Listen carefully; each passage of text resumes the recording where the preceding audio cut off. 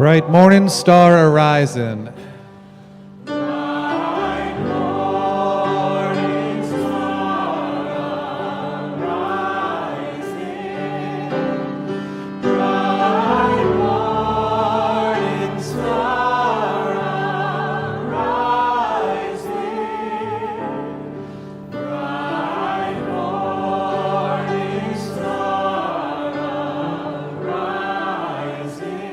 Day is a breaking in my soul.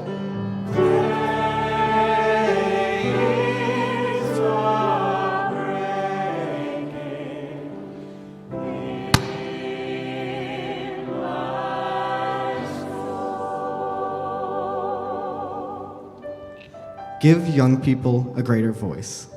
They are the future, and they are far wiser than we give them credit for.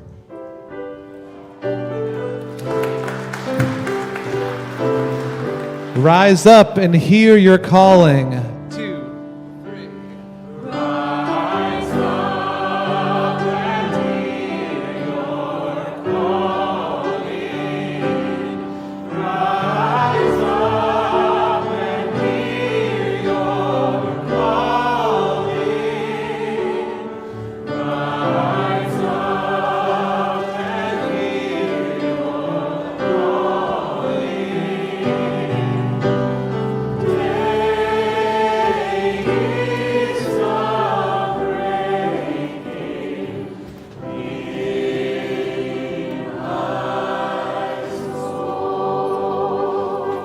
Bright morning star.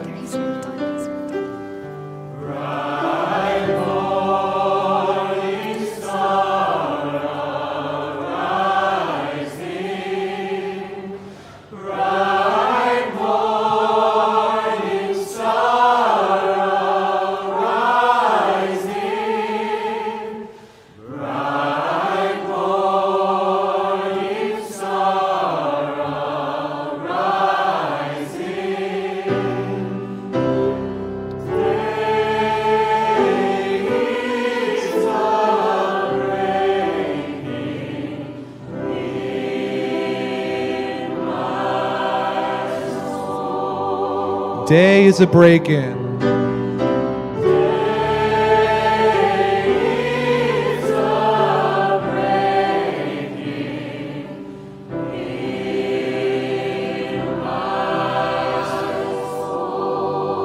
Day is a breaking.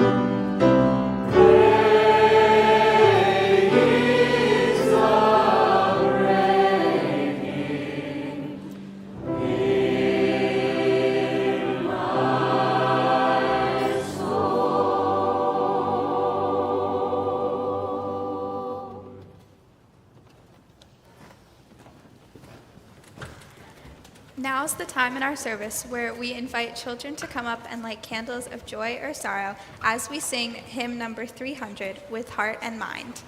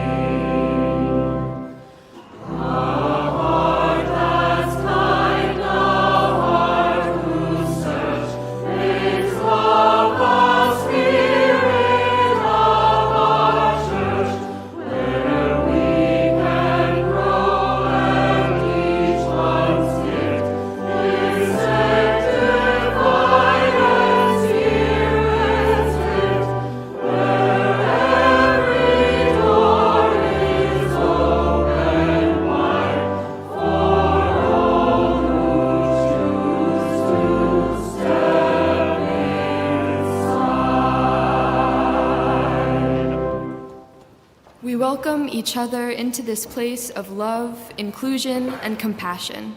We create sacred space together. Whoever you are.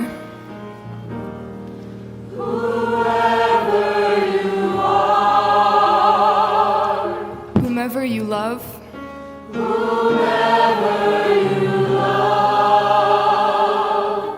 Wherever you are. On your life's journey. You are welcome here.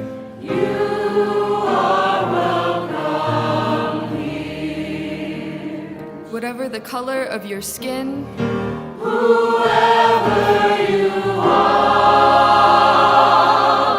or your country of origin,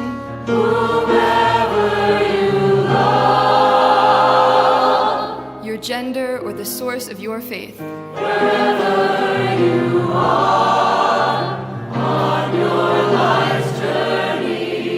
you are,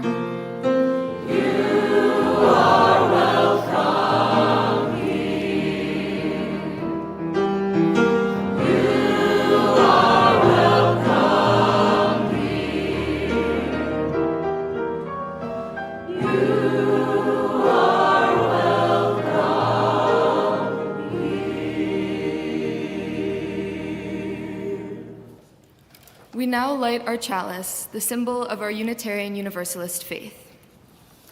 Blessed is the fire of our faith and the chalice of our community. Blessed is the living tradition that is carried forward in our work and in our love. Blessed is the transient flame we kindle here. Blessed is the illuminating moment of our gathering. Blessed is the light of the eternal. Blessed is the sacred call of life to which we give ourselves in answer.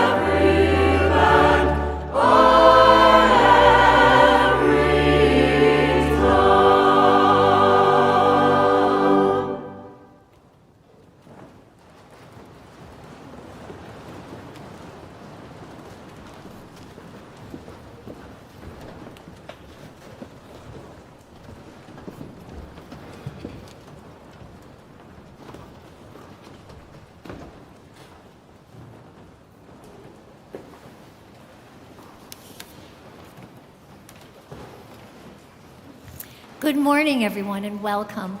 My name is Laurel Licio Eisenstadt. I use she, her pronouns, and I've been attending services at First U for almost 30 years.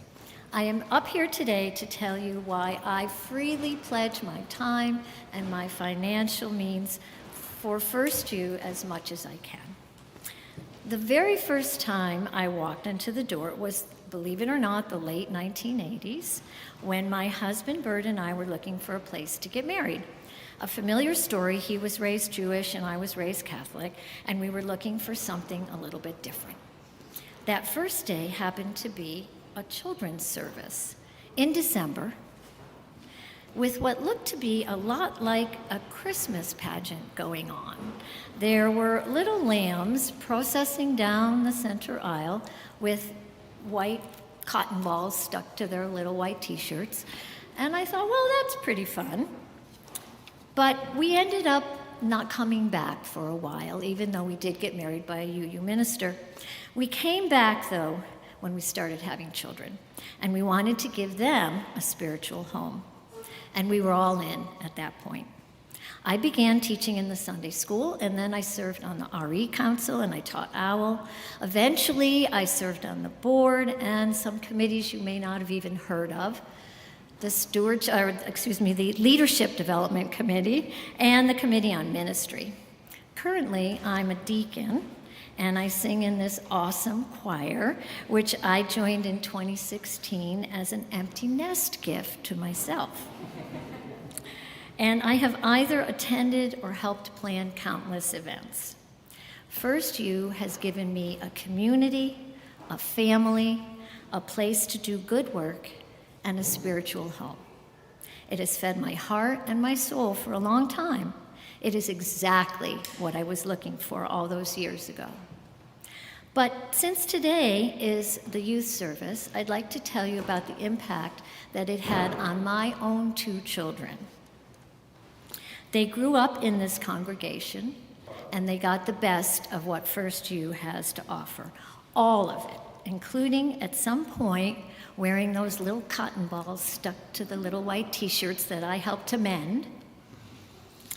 And for my kids, 2 queer kids, First U gave them an extra bonus.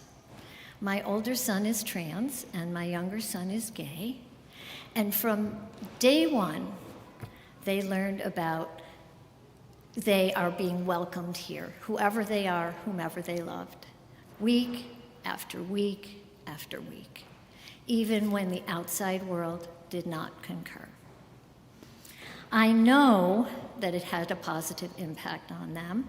They are thriving, they are healthy, one is even married, and they do good work in the world, which is all a parent could ever ask for, right? To be loved and to do good work in the world. And I really feel that First U helped them along on the way. Now, neither one lives in Brooklyn anymore. They come occasionally to visit, and even to this congregation. But I come. I am here every day, or every Sunday, excuse me, and other times too. But I have to say something remarkable has happened since people have known of my son's transition and know his name. His name is Ari, A-R-I, and he uses he, him pronouns.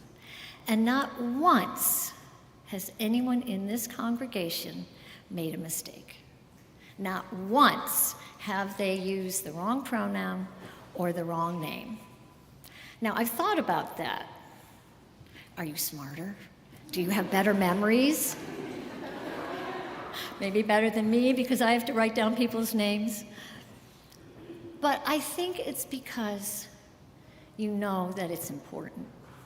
It's important because I'm here. I am the mother of this trans person, and it is important to me to hear their correct name and their pronoun. So I thank you. And in that spirit, please greet one another, find someone really smart who will work to remember your name. Thank you.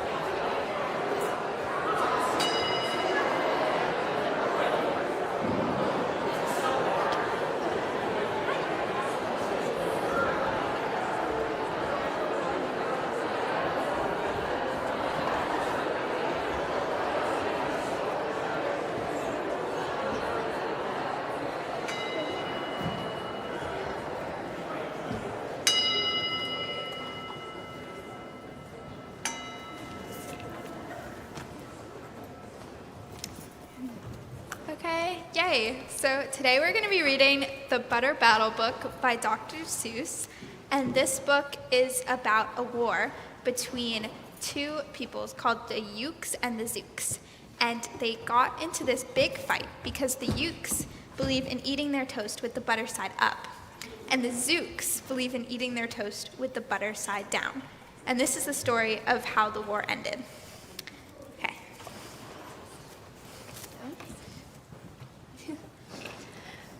The chief Ukaroo had sent them to meet me along the right side up song girls to greet me.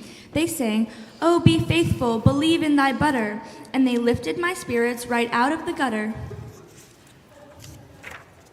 My boy, smiled the chief Ukaroo, we've just voted and made you general. You've been promoted. Your pretty new uniform's ready. Get in it.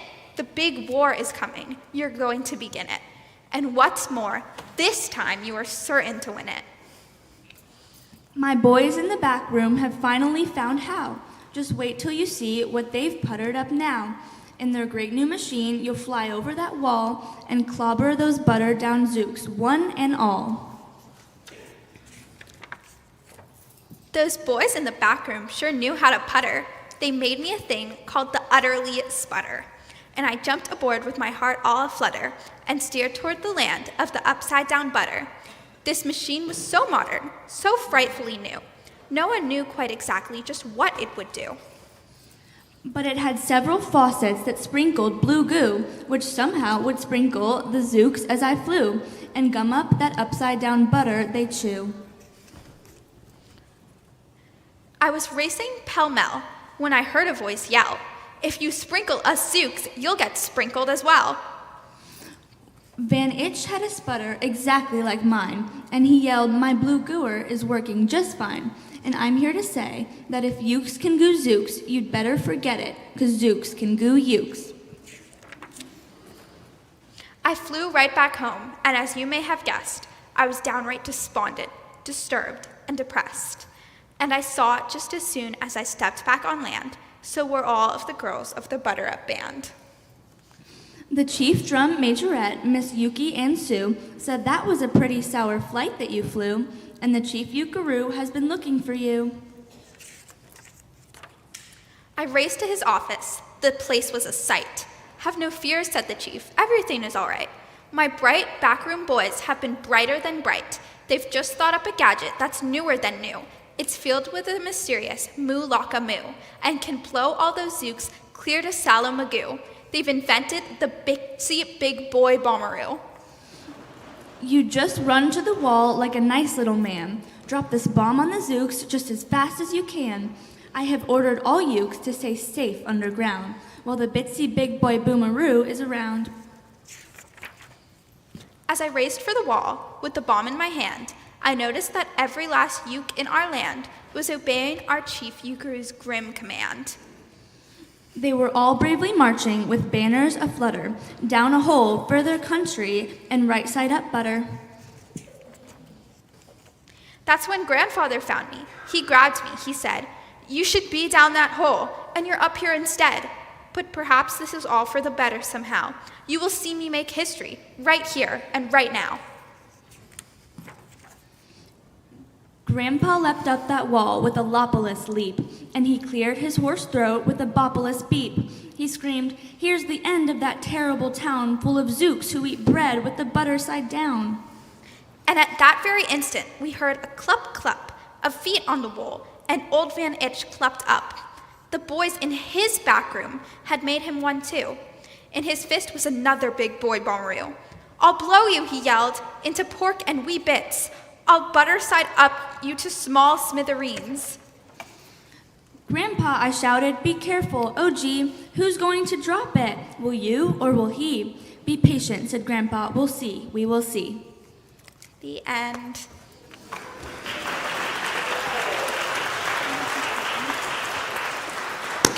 We wanted to read this story because we wanted to, it really shows how like fighting and like not coming to like a consensus or a resolution doesn't really go anywhere.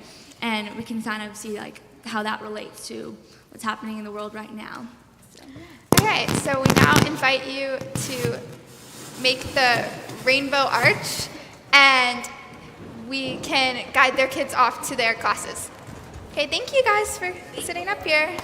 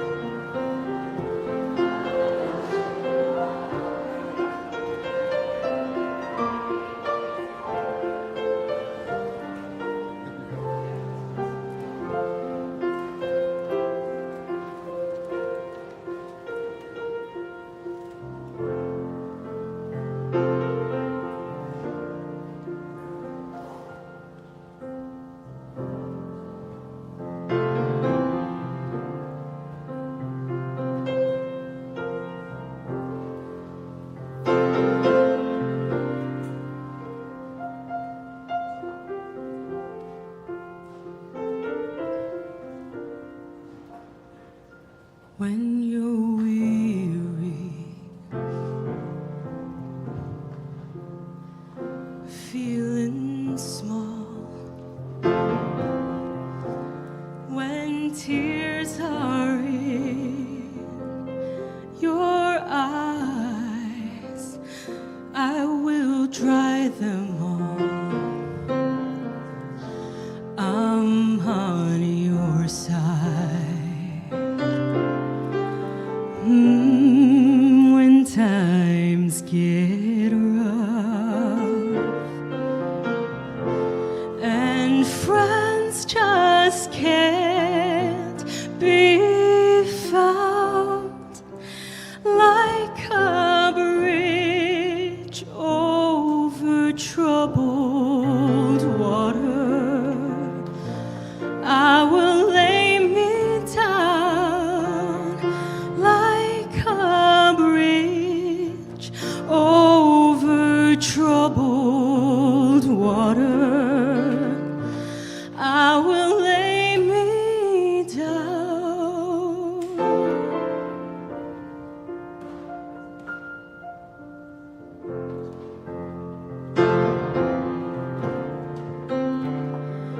When you're down and out,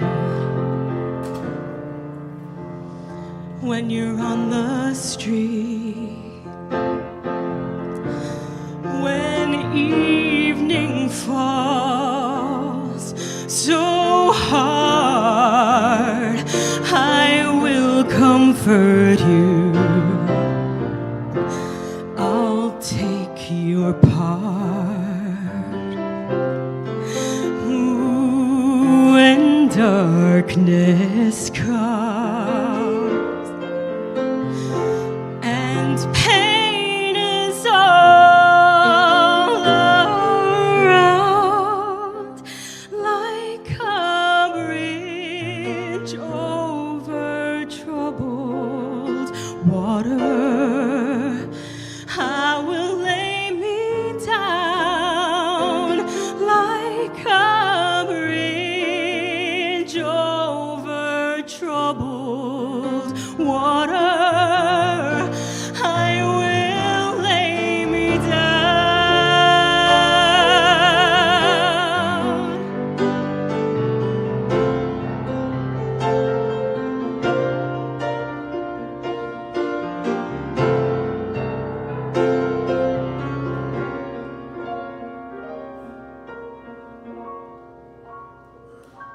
Sail on, silver girl, sail on by. Your time has come to shine. All your dreams are on their way. See how they shine. Oh, if you need a friend,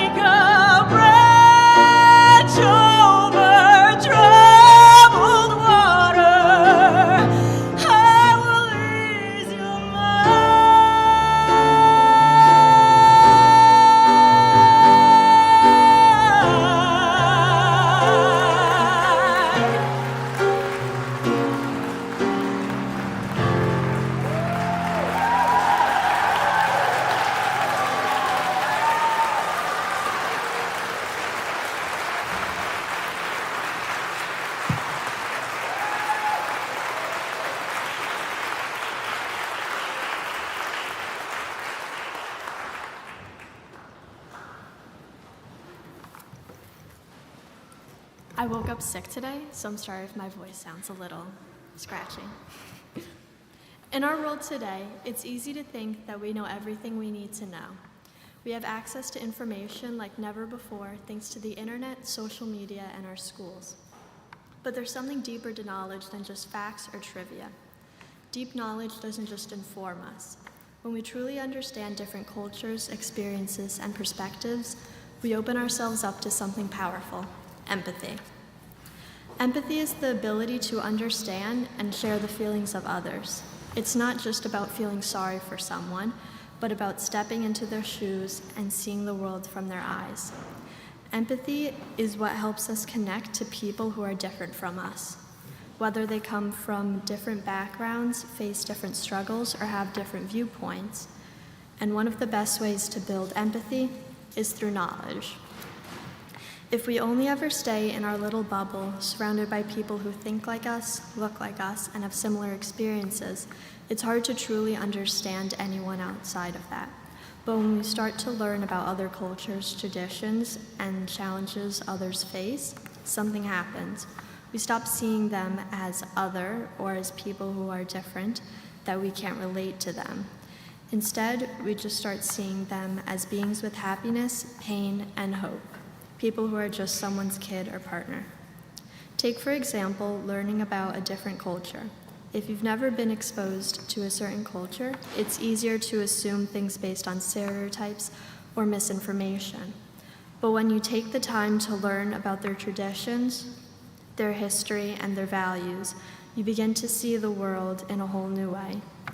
You understand that there is more than one way to live life, and that everyone's journey is shaped by their environment, and that no one's path is wrong. Empathy doesn't just come from learning facts. It comes from putting ourselves in other people's shoes. It's about listening to someone's story and really hearing it. It's about learning to appreciate the differences that make us unique, but also the common humanity that connects us all. When we learn about someone's experiences, especially if it's a struggle they face, we better understand their actions, emotions, and their challenges. And when we understand, we don't judge. We offer support, kindness, and understanding. This is important, especially in today's world with so many divisions, whether they're racial, political, or social. It's easy to point fingers and assume that someone's point of view is wrong just because it's different than ours. But when we open our minds and allow ourselves to learn, we listen to others and seek to understand their experiences, breaking down those walls.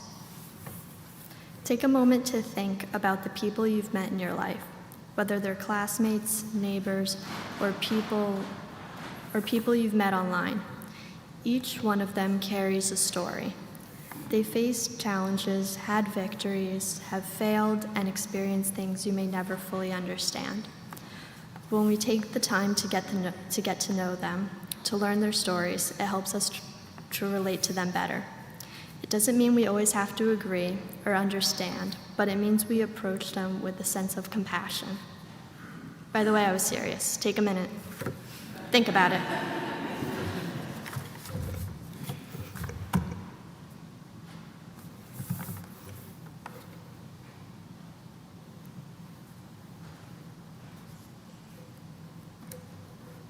I think that was enough thinking time.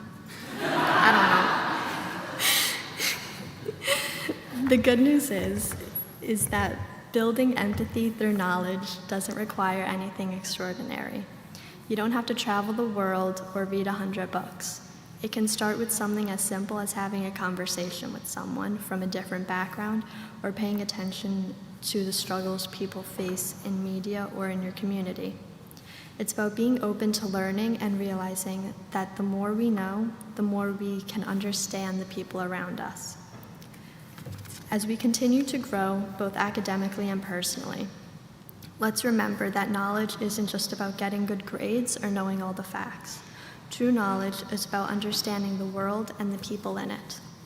It's about seeing others not as different, but as fellow humans worthy of our empathy and care. So next time you learn about someone or something new, maybe take a moment to reflect. How does this knowledge help me understand the world better? How can I use this understanding to be more compassionate and more empathetic and more open-minded? Because the more we learn, the more we can love, and the more we love, the better the world becomes for all of us. Thank you.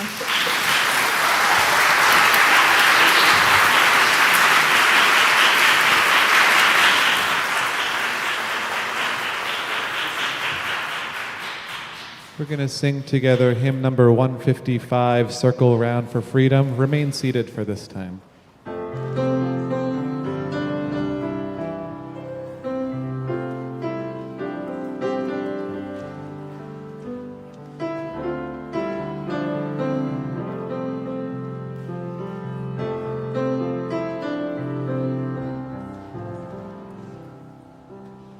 Circle round for freedom, circle round for peace, for all of us in prison, circle for release, circle for the planet, circle for each soul, for the children of our children. Circle, circle. For the children of our children.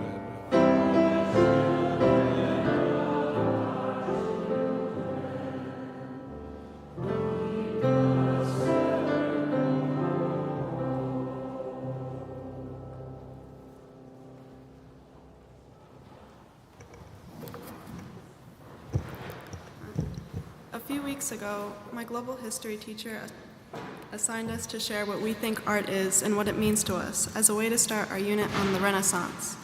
I wrote that, to me, art is a way to express emotions and provide comfort to others.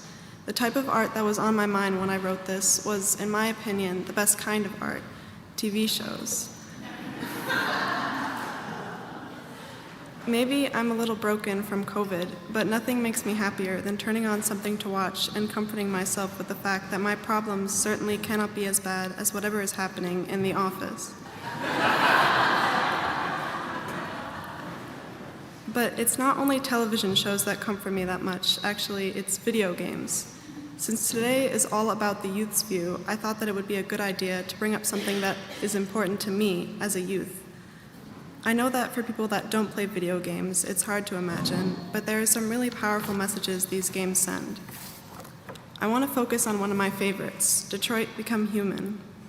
This story is set in 2038 in a world where androids have been created to provide for and assist humans nearly perfectly, but face constant abuse and mistreatment.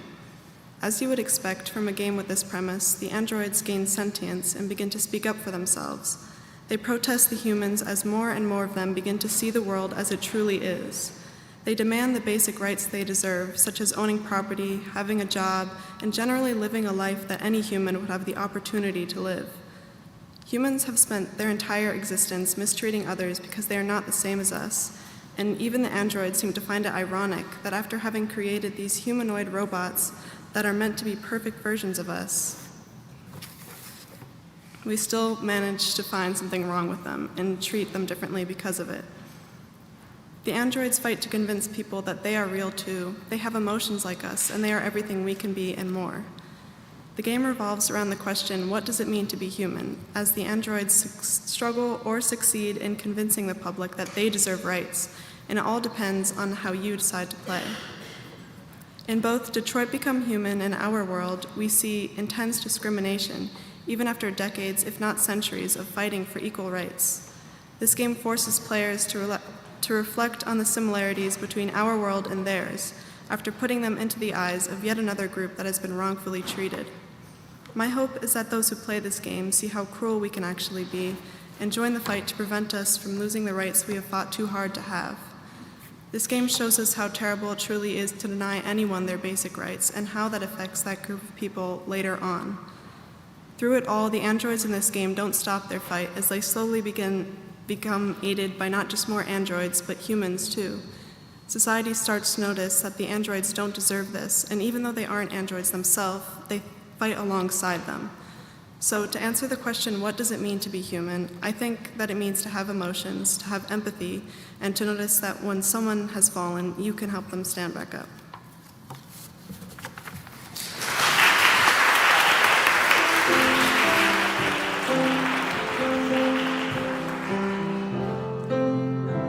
Circle round for freedom.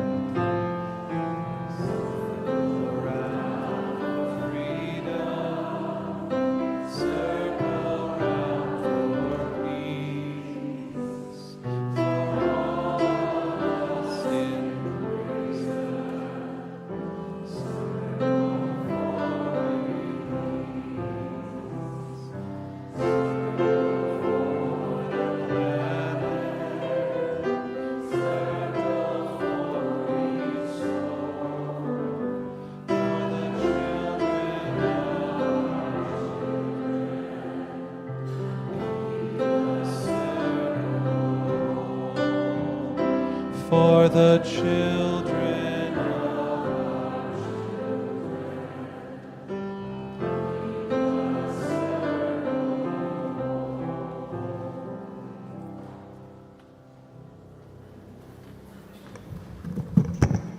This mic's a little far from me, but I'll try to compensate. In the opening scene of Where is the Friend's House, a 1987 film by Iranian director Abbas Kiarostami, a teacher berates a young student, Mohammad Rida, for failing to use the assigned notebook for the completion of his homework. This being his third offense and the teacher being rather cruel, the teacher informs Mohammad Rida and the whole class that if it happens again, he will be expelled. Ahmed, the boy sitting next to Mohammad Rida during this whole ordeal, sympathizes with his friend. When he gets home, however, he realizes, to his horror, that he has taken both his and Mohammad Rida's notebook home from school. Determined to prevent his friend's expulsion, he goes on a journey to find his friend and return the notebook. I really love movies. I think they're really awesome. I love sitting down in front of my shabby 18-year-old family television purchased before I was even born, or my iPad in my bedroom late at night, or the big screen of a theater whenever I can find the money to go. I love transporting myself for an hour or two, or sometimes 3, or very rarely 4, to a new world. These worlds can be in fantastical places I can only dream of visiting, like the bleak dystopia of Ridley Scott's Blade Runner, or the wild Peruvian rainforest of Werner Herzog's Aguirre, The Wrath of God. Many of the movies I've seen sport messaging I couldn't care less about, and role models which would probably be unwise for anyone to follow. And I watch these movies not to connect to them on some deep level, but to have fun. But sometimes, movies put us inside of lives very different from our own and allow us to experience the dilemmas and dramas of other humans as though there's no distance between us at all. Where's the Friend's House is that kind of movie. Ahmed makes his way to a neighboring village he is unfamiliar with. He asks strangers for help. All throughout, he is met with blank indifference from the adults who might have helped him. Ahmed does not give up. He makes his own way. He knows that his friend is depending on him to get him his notebook. He knows that if he fails, his friend could be expelled from school. He doesn't spend much time thinking about himself, but he puts himself resolutely in his friend's shoes, throwing himself headfirst into a situation he might not fully be prepared for. Where's the Friend's House is a story about perseverance and empathy. It's a story about doing the right thing when someone else is depending on it, even if it comes at your own expense.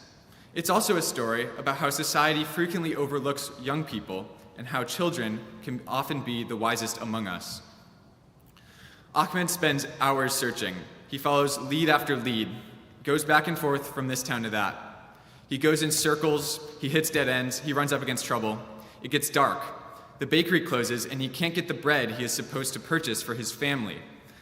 I won't spoil the end for you, but I definitely recommend watching it if you can find the time. It's short, only 86 minutes, enjoyable for all ages, or at least the ones who can read subtitles, and it's one of my all-time favorite movies. As Unitarians, we strive to act on behalf of the vulnerable and stand up to the powerful. to persist in doing the right thing, even when we are alone in doing so, and to be brave. Where's the Friend's House shows us that being a good person doesn't always mean saving the world. It can be as simple as returning your friend's notebook. Thank you.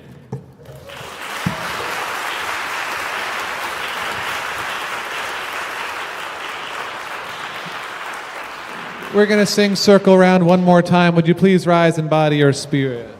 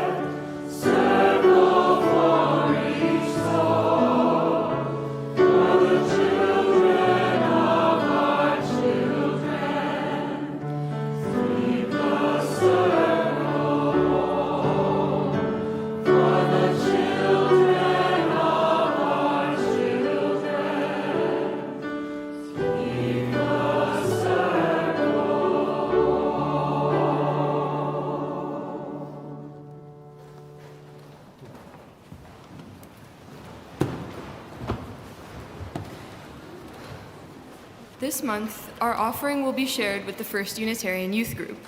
You can read more about this organization in your order of service. Usually, that's all I would say, but since I happen to be a co-leader of the First Unitarian Youth Group, I wanted to emphasize why it is such a worthwhile organization to donate to. We usually speak a lot about the service trip, which is what the money you donate goes towards. But the youth group is important to all of us for the community building it provides here, in the city, during the school year. You just heard some wonderful points about empathy and what it means to be human. The youth group allows us all to explore those questions in real time with a unique group of people who come from different schools and backgrounds, but are united by their common interests in this community. In youth group, we say our rose, bud, and thorn each week, sharing the good, the bad, and the exciting upcoming events from our lives. We learn about each other in small but meaningful ways. Empathy is all about listening to one another, and the youth group exemplifies that more than most spaces I've been in. So I hope you already believed wholeheartedly in the messages of the homilies shared, but I wanted to affirm again that the members of the youth group work to enact these beliefs of theirs in their everyday life and push the people around them to be better all the time. We all practice what they preach, so to speak. I know it because I have the pleasure of witnessing it each Sunday. Thank you. Our offering will now be received with gratitude.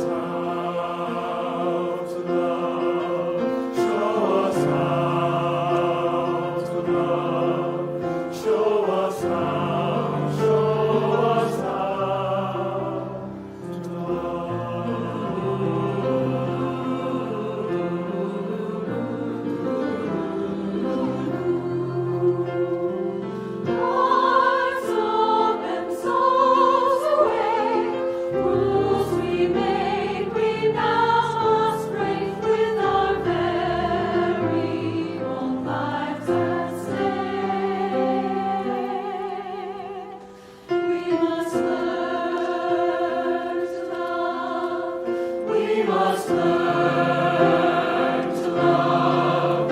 We must learn.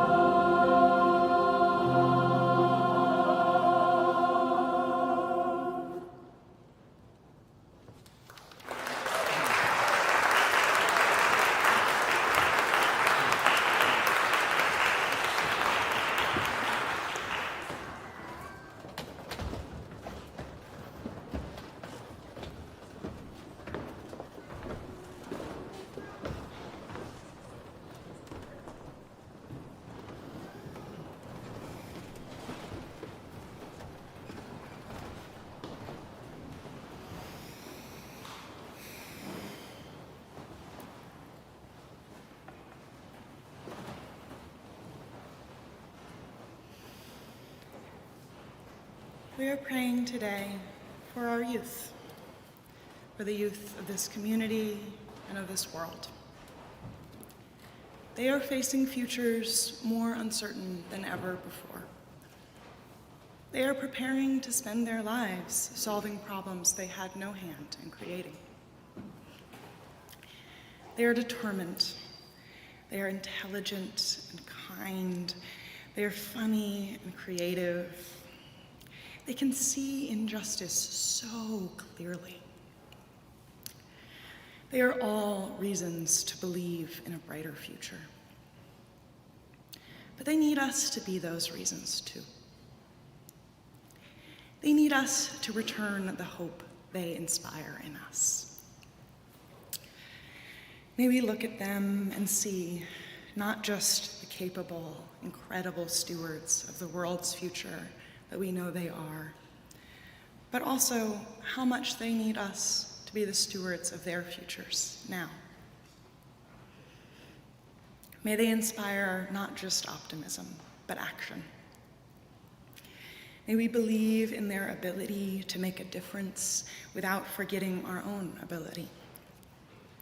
May we recognize their wisdom without ever leaving them alone to act on it. May we work harder than ever to progress towards the world we want for them so that their work can take them even further, towards beautiful futures we haven't imagined yet. May they feel safe. May they feel seen and trusted. May they make mistakes and be forgiven. May they have time to fail before we rely on them to succeed. May they always know how deeply they are loved. And now we pray for all those suffering from illness, grief, or hardship in our community and in the world. We pray especially for Isabel Leonard Rose as she mourns the death of her grandmother, Marlene. For Barbara Raslaf, whose father, Hyman, died on Friday evening. And for Beth Say and William Cudney on the adoption of their new baby daughter, Meher Say, who was born on February 11th.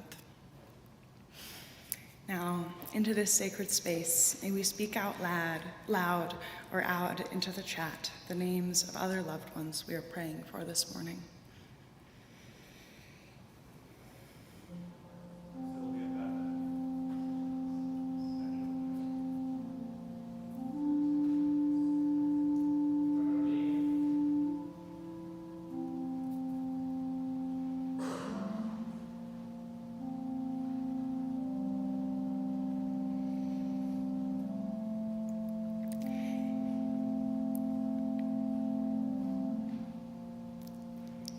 If you feel like you need to be heard, or there is something on your mind that you would like to share, we have a space for you after the service. Come and see Michelle Kuchek, a member of our caring ministry in the Chapel of All Faiths.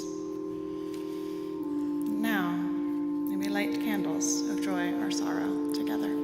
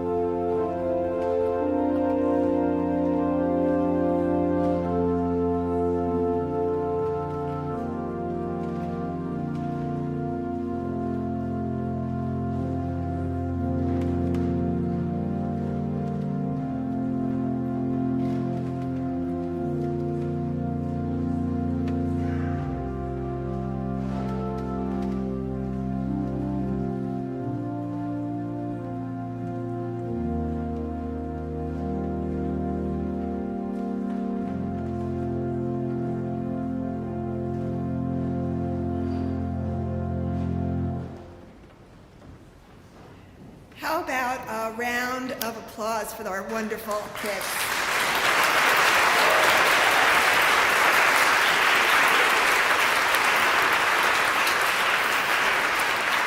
They work really hard on this worship service, and I think we can all see the level of hard work that went into it. Thank you so much. My name is Garnet Losack. I'm the Director of Congregational Life here at First Unitarian. Welcome to all of you who have come to support our children. I know there are grandparents and aunts and uncles. Some of you are in the sanctuary. Some of you are joining us online. You are all especially welcome here today. If you are in the sanctuary and you would like to stand up and introduce yourself and tell us where you live, we would love to get a chance to welcome you. And if you're joining us online, raise your hand, type your name into the chat, and I know the folks who are online with you would love to say good morning. Is there anyone in the sanctuary who would like to introduce themselves? A shy group today. Yeah.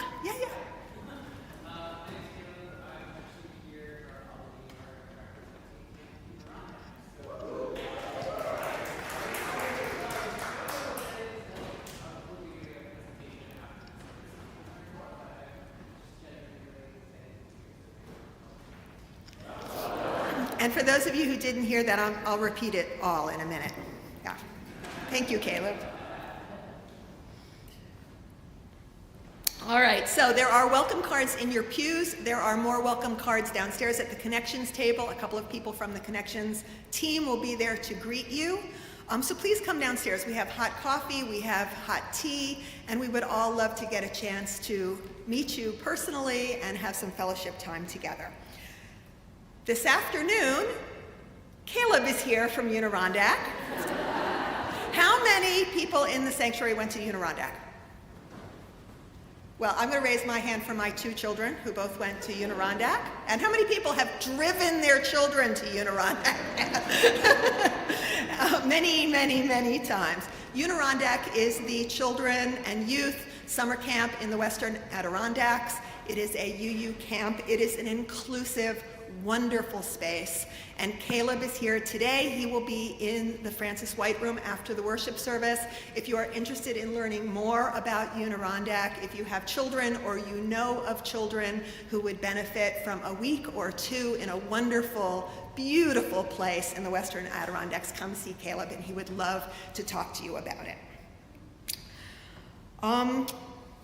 There are a couple of things happening this week. On Friday morning, and I'm going to mispronounce this. I meant to ask Micah how to pronounce this, but I forgot. So I'm going to try. So I think it's King Ming at Greenwood on Friday at 10 a.m. Many of you know, some of you don't know, that we actually own a little piece of Greenwood Cemetery. And we have friends and ancestors who are buried there. And Micah is going to lead those of us who can attend at 10 o'clock on Friday morning with an opportunity to honor our ancestors, to clean up the space, and to be together. After you finish with that, you can come here for First Fridays at First Unitarian. It's an open mic night. Yeah.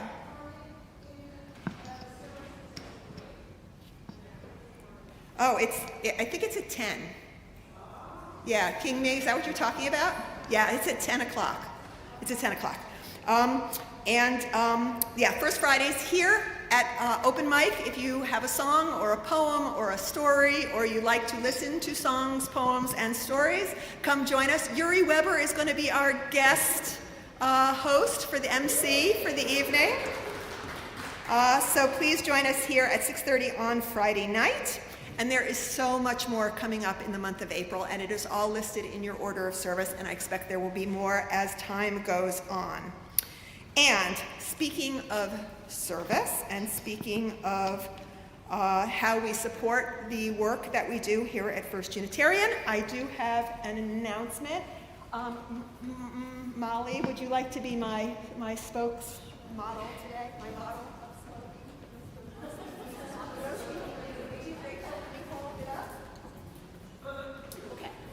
So, as many of you know, most of you know, hopefully, we are in the middle of our annual stewardship campaign.